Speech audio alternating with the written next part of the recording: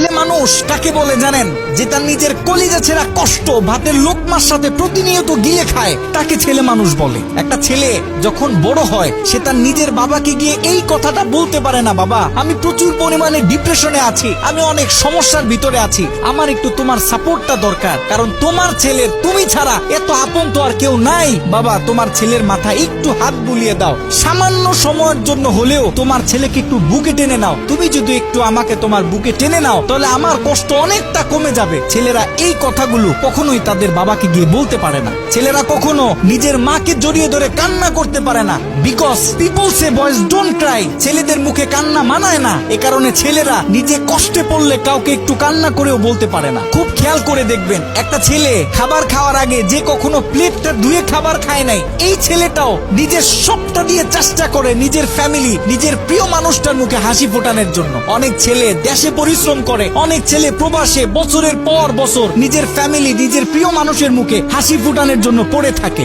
দিন শেষে ছেলেদের মুখে হাসি ফোটানোর মতো কাউকে পাওয়া যায় না। আমি মনে করি boys are the best actor in the world. এই পৃথিবীতে ছেলেরা হচ্ছে সব থেকে বড় অভিনেতা, কারণ ছেলেরা নিজেদের বুকে হাজারো লক্ষ কষ্ট পুঁতে রেখেও মুখে হাসি নিয়ে চলে, কারণ সে জানে আজকে আমি যদি ভেঙে পড়ি তাহলে আমার পুরো ফ্যামিলিটা অস্তিত্বহীন হয়ে যাবে।